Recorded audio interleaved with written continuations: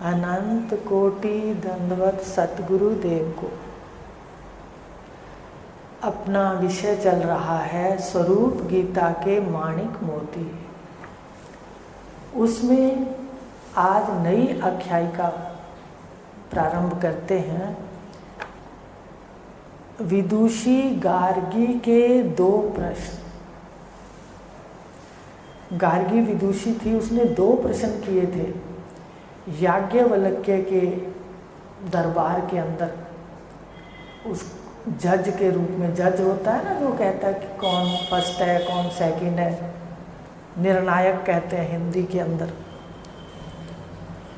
तो याज्ञवल्क्य के दरबार में गार्गी थी निर्णायक।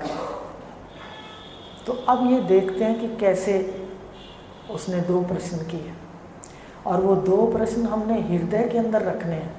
वो बिल्कुल सार है। कल था कि दा का उपदेश 3 को हुआ है, ब्रह्मा के पुत्रों को। वो भी अपने निरीक्षण का विषय है, निरीक्षण अंतःकरण का करते रहना। अब आज लेते हैं उपनिषद में एक आख्यायिका यह भी है कि राजा जनक को ब्रह्म ज्ञान सुनने की सदा जिज्ञासा रहती थी। देखो, राजा थे राजा जनक, उनको विधेय कहा गया।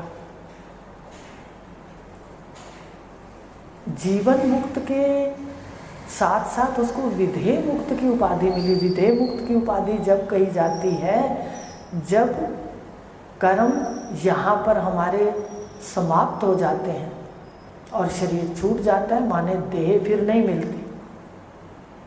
लेकिन राजा जनक की ऐसी निष्ठा थी, ब्रह्म स्वरूप हो गए कि सब पहले से उनको विधेय कहने लग गए। मतलब देह का उनको अपनी मैं में आरोप बिल्कुल नहीं था।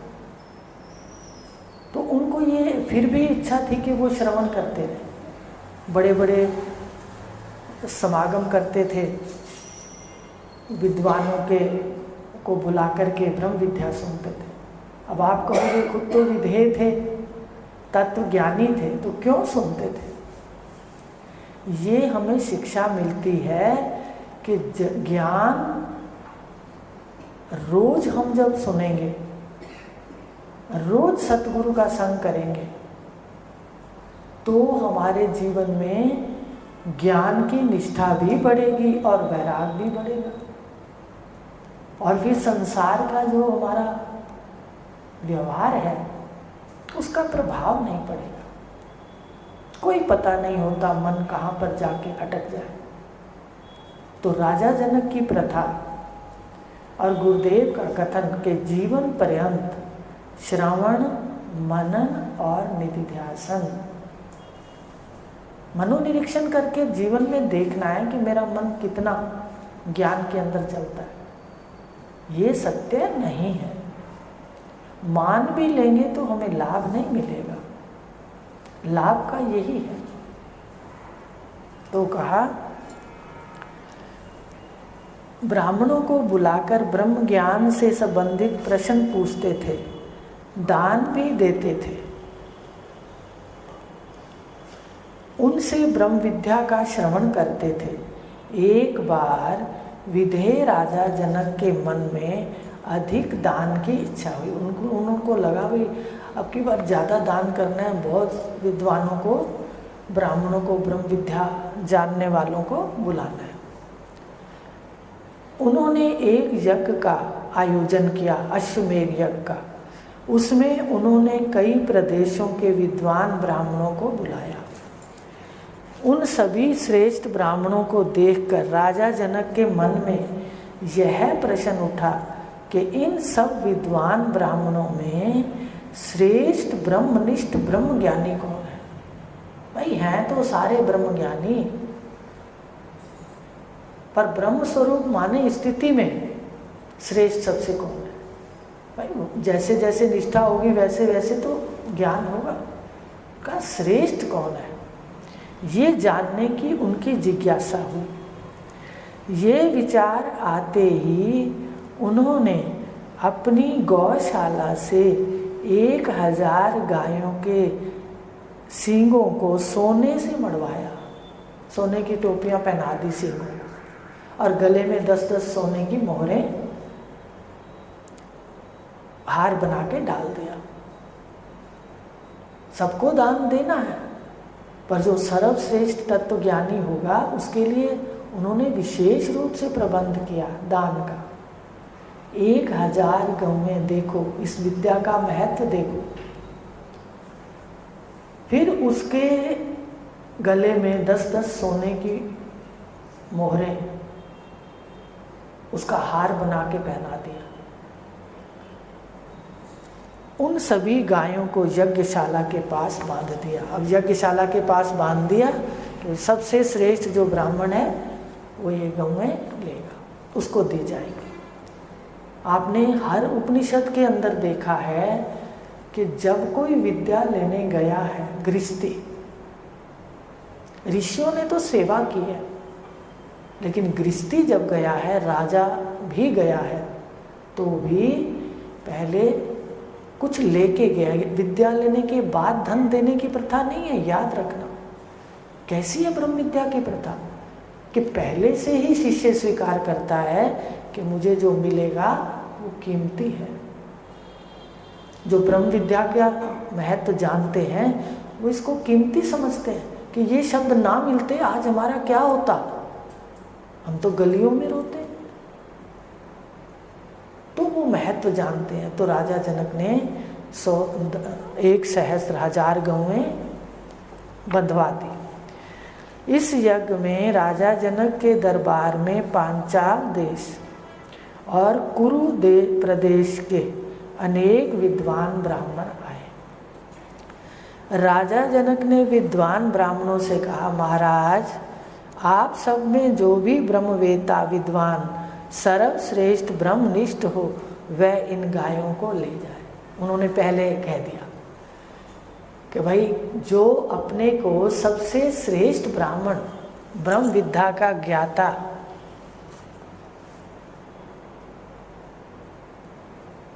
आया ना उपनिषदों के अंदर, आश्चर्य वक्ता कुशलोस लब्धा, आश्चर्य ज्ञाता कुशल अनुबंधा, ऐसे शब्द है।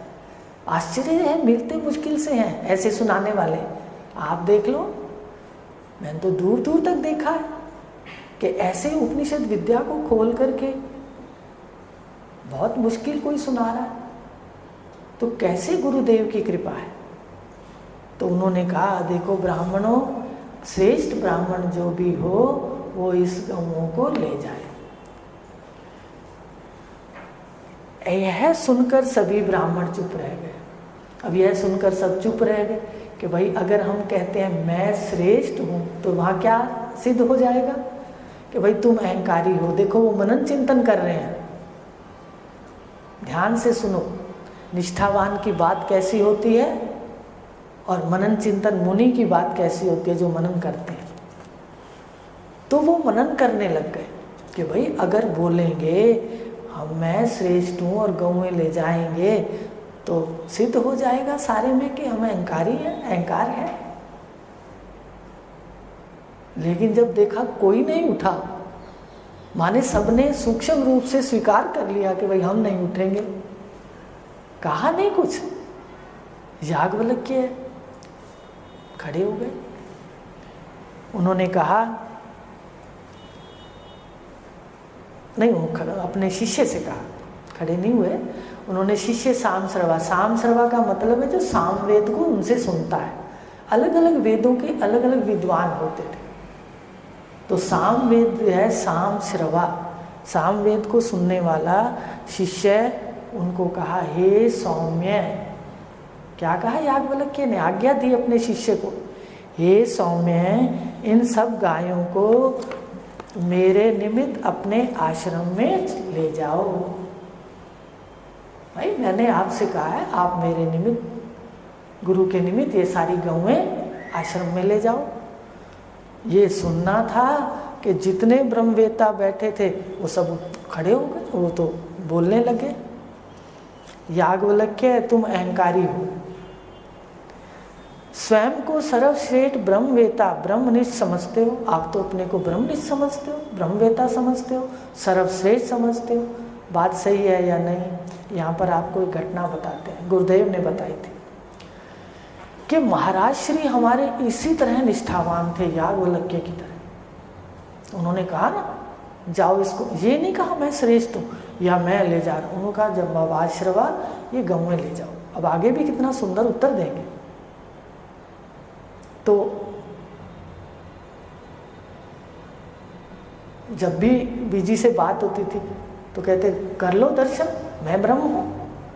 तो बीजी कहने लगे, शुरू में तो जब गई मुझे लगा कितना अहंकारी संत है। देखो आ गई बात है, क्योंकि जो शुरू में जाएगा, जो पहले उसमें बैठा है मनन चिंतन में, वो तो कहेगा क्या कह रहे हैं। लेकिन वो निष्ठावान थे ना, कहते कहाँ घूम रही है, ऐसे तो नहीं बोलते थे कहाँ घूम रही। कहते कर लो देवी, मैं ब्रह्म हूँ, परमात्मा, कर लो दर्शन। कहते बताओ कैसे संत है। तो ये गुरुदेव ने मुझे स्वयं बताया कि वो इतनी निष्ठा में थे, बोल दिया। तो साधारण नहीं बोल सकता। हम लोग बोल सकते हैं क्या गद्दी पर बैठ के, कभी सुना है क्या? तो ऐसे याज्ञवल्क्य उन्होंने क्या किया, निष्ठावान ब्रह्म स्वरूप थे। ब्रह्मनिष्ठ भी नहीं कह सकते, उनको ब्रह्म स्वरूप कहते। तो उन्होंने गऊ में शाम शर्मा के हाथ कह दिया। अब सब कहने लगे तुम तो अहंकारी हो, आपने अपने आप को ब्रह्मवेता सर्वश्रेष्ठ ब्रह्मनिष्ठ समझते हो। आपने बिना किसी प्रमाण के, कोई प्रमाण दिए बिना आपने ये कैसे मान लिया कि तुम सर्वश्रेष्ठ हो? भाई बताओ तो सही, आपने कैसे मान लिया कि सर्वश्रेष्ठ हो?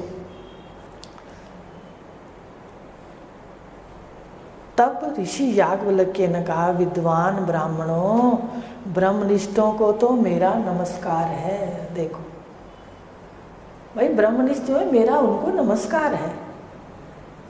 मैं तो केवल गायों की इच्छा वाला हूँ। शिष्य थे ना 1000, कहते हैं विद्यार्थी उनके छात्रावास के अंदर विद्या पढ़ते थे, ऐसा ऋषियों द्वारा सुना। माने हॉस्टल था 1000 का, विद्या पढ़ते थे, गुरुकुल में रहते थे ना। देखो हमें तो इतनी सुविधा है, घर में रहो विद्या सुनने आ जाओ, इसमें भी मर्जी करते। समय अगर है तो गुरु की वंदना भी नहीं करनी, बाद में पहुंचेंगे। इसलिए इनको कह दिया कि ये अगर कोई नई इस बात को निष्ठा में लाता तो उसको निष्ठा कराते हैं गुरुदेव, कृपा करते हैं कि भाई चलो गेट बंद कर दो, कैसा है, तो अपने आप आएगा। तो देखो उन्होंने कहा मेरा नमस्कार है, मैं तो सिर्फ गायों की इच्छा वाला हूँ। भाई गायों की इच्छा वाला हूँ और मेरे को गायें अच्छी लगी, और शिष्य को कह दिया कि भाई छोड़ आओ। चाहिए होता है ना दूध, देखो आश्रमों में, इसलिए गायों को अपने आश्रम ले जाकर बांधने को कहा। परंतु सभी विद्वान ब्राह्मण उनसे शास्त्रार्थ करने के लिए प्रश्न पूछने लगे कि भाई शास्त्रार्थ कर लो पहले, फिर गायें ले जाना, हो सकता है हमारा अधिकार हो। भाई हम जीत जाएं शास्त्रार्थ के अंदर, तो कहीं ऐसा ना हो गायें वहाँ आश्रम में पहुँच जाए। उन्होंने रोक लिया। देखो देखते जाओ कि कैसे विद्वान जो होते हैं वो भी किसी को बड़ा स्वीकार करने के लिए कुछ तो रखेंगे ना बात के। भाई विद्वान हो तो कैसे कहोगे सर्वश्रेष्ठ? कहा पहले शास्त्रार्थ करो। ठीक ही कहा ना उन्होंने, गलत तो नहीं कहा। अब उन्होंने शास्त्रार्थ के लिए प्रश्न पूछे, सब प्रश्न पूछने लगे। सभी ने कहा हे याज्ञवल्क्य, हमारे प्रश्नों के उत्तर दो। अगर आपने सभी ब्राह्मणों के प्रश्नों के उत्तर दे दिए तो अपने आप को श्रेष्ठ सिद्ध कर सकोगे। हमारे सबके उत्तर दे दो प्रश्नों के, गाय ले जाओ। बाद में इन गायों को आश्रम में ले जाना, तब अधिकारी हो। अब याज्ञवल्क्य अन्य विद्वान ब्राह्मणों के प्रश्न उत्तर को थोड़ा संक्षिप्त में छोटे में देखते हैं, क्योंकि देखो कर्म कांड के प्रश्न थे। तो मेरे मन ने कहा हमारे लिए कोई ये कर्म कांड का विषय नहीं है जो खोल के हम भाई उसको पढ़ें, और फिर हमें उन शब्दों का भी इतना ज्ञान नहीं है। यजमान है, होता है, ठीक है, थोड़ा थोड़ा अपने को पता है कि उन्होंने तो सारे कर्म कांड के मुख्य जो प्रश्न है वो उत्तर यहाँ पर बताते हैं। सबसे पहले राजा जनक के यज्ञ कराने वाले होता, जो यज्ञ कराते हैं उनको क्या कहते हैं? होता। राजा जनक यजमान और वो होता। अश्वल है, उसका नाम क्या है? अश्वल, जिसने यज्ञ करवाना था, उसने प्रश्न किया। अब वो प्रश्न किससे संबंधित करेगा बताओ? उसको ज्ञान यज्ञ का है तो वो यज्ञ से संबंधित तो प्रश्न करेगा। अब देखते जाओ कैसे हिसाब से श्रेष्ठ सीढ़ियाँ, चलते जाओ। अपने स्थान पर ये सब श्रेष्ठ हैं, फिर सुन लो, पर ये सीढ़ियाँ हैं, मंजिल नहीं है। अब उन्होंने कहा, याज्ञवल्क्य, जब समस्त विश्व, देखो यज्ञ कराने वाला होता कह रहा है, ये रहस्य है, इसको ध्यान से सुनना। वो कह रहा है जब सारे विश्व के अंदर मृत्यु व्याप्त है, सारे विश्व का हर कण क्षण क्षण मर रहा है, ये जो देह है, ये जो दृश्य है, ये सारा हर क्षण कण कण इसका मृत्यु से ग्रस्त है, तो कण कण पर मृत्यु का शासन है। तो यजमान, भाई यजमान जो बनेगा होता यही तो करेगा, जो यज्ञ करवाएगा उसको यही है। उन्होंने कहा भाई यजमान कैसे मृत्यु के बंधन से छूटेगा? भाई यजमान कैसे छूटेगा? सारी सृष्टि तो कण कण में मृत्यु है, तो यजमान कैसे छूटेगा? यज्ञ में लिखा है कि जो इसका यज्ञ करेगा वो स्वर्ग में जाएगा, माने मरेगा नहीं, मृत्यु से छूटा ना। देखो, तो उन्होंने कहा कि मृत्यु से कैसे छूटेगा? आपको खोल के बता दिया थोड़ा कि भाई किस तरह का है, कि भाई यजमान जो यज्ञ कराता है तो यजमान को स्वर्ग पहुंचाता है, लोकों में पहुंचाता है, ऊंचे लोकों में। ठीक है, किसके द्वारा पहुंचाता है? आप ही मनन कर लो। एक हवन की अग्नि जलाता है, दूसरा मंत्र बोलता है। आपको बताया था कि देव सृष्टि को मंत्रों से जीता जाता है, देवलोक को मंत्रों से जीता जाता है, द्यूलोक को योग से जीता जाता है, ज्ञान से जीता जाता है, और पृथ्वी लोक को उत्तम संतान से जीता जाता है। याद रखना, और संतान को भी तो संस्कार उत्तम देने चाहिए, माता पिता का फर्ज है। आज देखो कितने उश्रृंखल संस्कार दिए जाते हैं, और इतना दायरा है कि इतना मैं और मेरे का बड़ा संकीर्ण दायरा हो गया, किसी को नमस्ते तक ज़्यादातर संतान नहीं करते। देखो, ये दूसरा जन्म तभी कहा जब बच्चों में संस्कार देंगे माता पिता, और गुरु दूसरा जन्म जब कहते हैं जब गायत्री देते हैं या अपना कोई मंत्र देते हैं। तीसरा महावाक्य होता है मोक्ष गुरु। हमें मोक्ष गुरु मिल गए, कुल गुरु भी मिले, मोक्ष गुरु भी मिले। तो कहा कि भाई मृत्यु से कैसे बचा जाएगा, यजमान को बंधन से कैसे छुड़ाएगा? इसका उत्तर ऋषि याज्ञवल्क्य ने। याज्ञवल्क्य सारा अध्ययन करते थे, उनके जो पढ़ने आते थे जिज्ञासु, वो सारा कुछ सिखाते थे, सिर्फ कोई तत्व ज्ञान नहीं सिखाते थे। यज्ञ जितनी विद्याएं हैं सारी, जो जिसमें आनंद लेता था या जिसको जिसमें जो प्रतिभा थी उसके अनुसार ज्ञान देते थे, विद्या देते थे। तो उन्होंने बताया मंत्र के शब्द और यज्ञ की अग्नि द्वारा यजमान मृत्यु के बंधन से छूटेगा। यज्ञ की अग्नि और मंत्र बोलते यजमान इस शरीर की मृत्यु से छूट करके, नहीं तो देह के साथ मिलकर जीव मरता नहीं है पर मरता सा है। उपनिषद के अंदर आया है अजाय मानो बहुधा विजायत, कि जो अजन्मा है देखो माया से जन्म लेता दिखाई दे रहा है, मरता भी दिखाई दे रहा है, जन्म लेता भी अजाय मानो बहुधा विजायत। कितने सुंदर शब्द, समझ आते कि कैसे माया तत् एजति तत् ना एजति, ऐसे जन्म भी वही लेता है। एक बार अखंडानंद जी महाराज, उन्होंने सभा में बैठे थे, तो जो आगे संत कर्म का विषय ले रहे थे, गद्दी पर बैठे हुए उन संतों ने बोला कि भगवान माता के गर्भ में नहीं आए थे, कृष्ण माता के गर्भ में नहीं आए थे। तो अखंडानंद जी महाराज जब बार बार वो जोर देने लगे इस बात पर, तो वो मुस्कुरा दिए।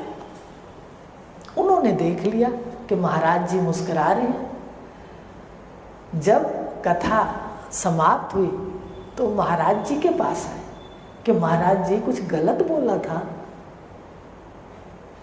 तो उन्होंने हंसते हुए कहा, तो गर्भ में कौन था?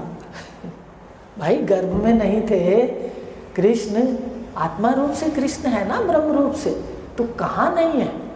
तो उनको थोड़ी मुस्कुराहट आ गई।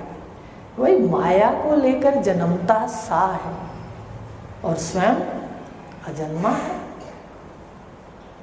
तो इस प्रकार कहा कि जो मृत्यु है उससे यजमान छूट जाएगा। बता दिया ना कि यजमान मंत्रों के माध्यम से देवलोक को जीत करके वहाँ पर पहुँच जाएगा। तो मृत्यु से, देह के जन्म मरण से छूट जाएगा। दूसरा प्रश्न पूछा, अब एक समझ आ गई बात कि जो यज्ञ होता है तो गलत तो कुछ नहीं है, जिसको कुछ पाने की इच्छा है, स्वर्ग की इच्छा है, वो यज्ञ करते हैं। सारा जगत दिन रात से संव्याप्त है, सारा जगत रात दिन से व्याप्त है। दिन है तो रात आ जाती है और रात जाती है तो दिन आ जाता है। और सभी कुछ दिन रात के अधीन है। जन्म मृत्यु भी रात और दिन के अधीन है। शरीर की जो उम्र है वो रात और दिन से गिनती होती है। कितने दिन का है तो, कितनी आयु है, कितने बरस बीत गए, तो रात दिन के अधीन है। तो यजमान कैसे इनके बंधनों से छूटेगा? रात दिन के बंधनों से भी कैसे छूटेगा? तीसरा प्रश्न अश्वल ने पूछा, हे याज्ञवल्क्य, यहाँ सब कुछ शुक्ल और कृष्ण पक्ष से ग्रसित है। रात दिन भी है, रात दिन फिर किस में बदल के फिर किस में बदल जाते हैं? 15-15 दिन में। ठीक है, शुक्ल पक्ष दिन और कृष्ण पक्ष रात, यूं कल्पना करो। जो कृष्ण पक्ष है उसको अंधेरा पक्ष कहते हैं, और जो कृष्ण पक्ष है उसको अंधेरा पक्ष, और जो शुक्ल पक्ष है उसको चांदना पक्ष भी कहते हैं। तो बात वही हुई कि भाई ये जो रात दिन है ये फिर शुक्ल पक्ष और कृष्ण पक्ष में बदलती है। तो यजमान इस गिनती से कैसे छूटेगा शरीर से? तो बताया, इन प्रश्नों के भी उत्तर ऋषि ने दे दिए। प्रश्न काफी कर्मकांड के थे। ठीक है, अब ऋषि ने इसके प्रश्न दे दिए और अश्वल ने फिर पूछा। ठीक है, क्या क्या प्रश्न किए? एक तो कहा भी दिन रात भी गिनती है उम्र के साथ, कृष्ण पक्ष भी है, फिर ये दिन रात के साथ जो ये मृत्यु से ग्रस्त है तो कैसे छूटेगा? तो उन्होंने कहा ये छूटेगा यज्ञ करके और हवन करके और मंत्र बोलकर। ठीक है, अब उन्होंने आगे प्रश्न किया, अंतरिक्ष तो निरालंब है। अब उन्होंने कहा मृत्यु से तो छूटेगा। कौन पूछ रहा है? अश्वल होता, जिसने राजा जनक को यज्ञ करवाना था। अब उसने कहा कि अंतरिक्ष तो निरालंब है, माने कोई सहारा नहीं है, अंतरिक्ष पर चढ़ने के लिए कोई सीढ़ी नहीं है, यूं समझ लो। स्वर्ग में जाने के लिए कोई वहां पर रास्ता नहीं है सीधा, तो छूट के कैसे जाएगा?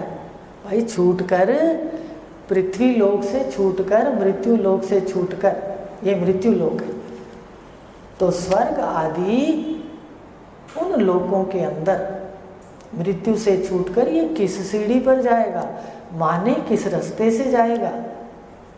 क्यों? क्योंकि जो अंतरिक्ष है, अंतरिक्ष में सारे स्वर्ग आदि हैं, लोक हैं, उत्तम लोक है। पाताल में नरक आदि लोक है। सबसे ऊपर दिवलोक है, वहाँ योगी जाते हैं, ज्ञानी जाते हैं, भ्रष्ट योगी भी जाते हैं। तो अंतरिक्ष जहाँ पर उत्तम लोक हैं, उत्तम करने वाले कैसे जाएंगे? अश्वल ने पूछा याज्ञवल्क्य से। बताओ महाराज, वहाँ तो जाने का कुछ है ही नहीं साधन, कैसे जाएंगे? आप बताओ कैसे जाएंगे? ये सबसे बड़ा मन है ना। आप यहाँ बैठे हो, अभी बॉम्बे चले जाओ मिनट में, अगर कोई रिश्तेदार है तो। आप यहाँ बैठे हो, अमेरिका चले जाओ, रिश्तेदार है। एक बात और सुन लो, मन के पीछे आपका ब्रह्म प्रकाश स्वरूप है। मन के पीछे आपका ब्रह्म प्रकाश स्वरूप है। मन जहाँ जाएगा आप साक्षी रूप से पहले वहाँ हो। इस बात का मनन किया करो, ब्रह्म स्वरूप का निश्चय होगा। मैं साक्षी का निश्चय तो जल्दी हो जाता है, पर ब्रह्म स्वरूप का निश्चय फिर अभ्यास करना पड़ता है। मन जहाँ गया पहले प्रकाशक है तो इसको देखना। तो आप एक देह में नहीं हो, आप मन से भी, मन के भी आश्रय हो। इन प्रश्नों का उत्तर दे करके याज्ञवल्क्य से अश्वल ने पूछा, अंतरिक्ष तो निरालंब है, इसमें कहीं भी उतरने और चढ़ने की सीढ़ी नहीं है, फिर कैसे यजमान स्वर्ग रोहण करेगा? स्वर्ग पर कैसे चढ़ेगा? आपको पता है रावण की 2 इच्छाएं थी, ऐसा ऋषियों ने कहा, घरों में भी सुनाया कि एक तो स्वर्ग को सीढ़ी लगाना चाहता था,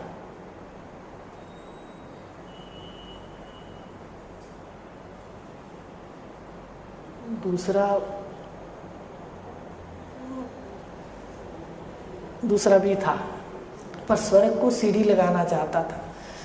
तभी उसने आखिरी समय कहा कि लक्ष्मण जी जब लेने गए थे उपदेश, तो उनको कहा कि जो काम कल करना है उसको आज कर लो, कल पे ना छोड़ो। अपना बताया, मैं स्वर्ग को सीढ़ी लगाना चाहता था, सो लेट कर दी। तो इस प्रकार सीढ़ी नहीं है, और कैसे चढ़ेंगे? किस साधन के माध्यम से अंतरिक्ष के लोकों में जाएगा यजमान? ऋषि ने कहा, मन यानी चंद्रमा और ब्रह्मा के द्वारा स्वर्ग आरोहण करेगा। मन के द्वारा, मन ले जाएगा।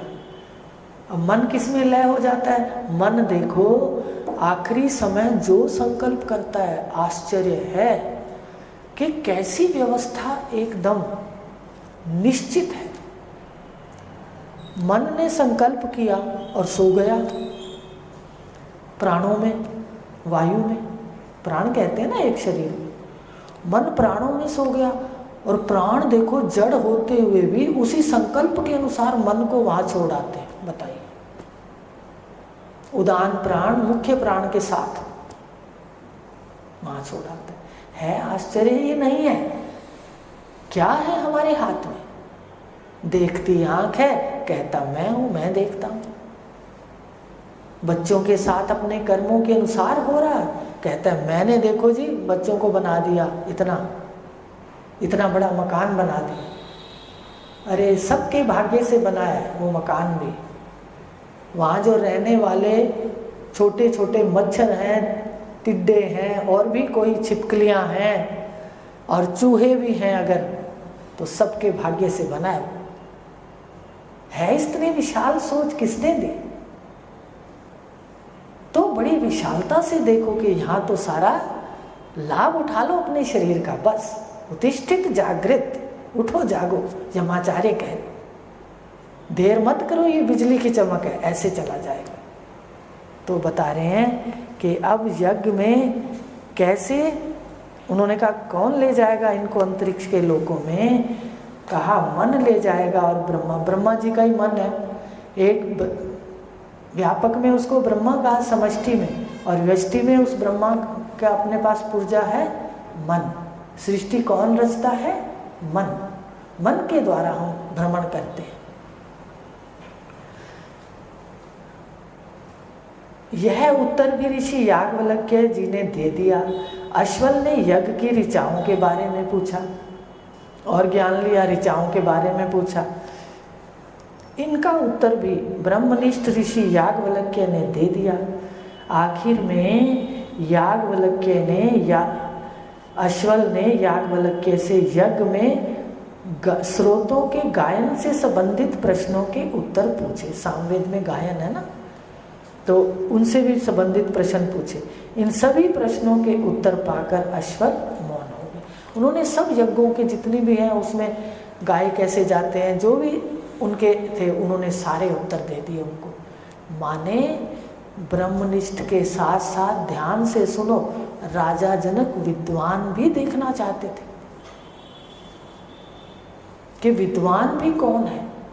एक विद्वान होकर के निष्ठावान है, ठीक है, वो देखना चाह रहे थे।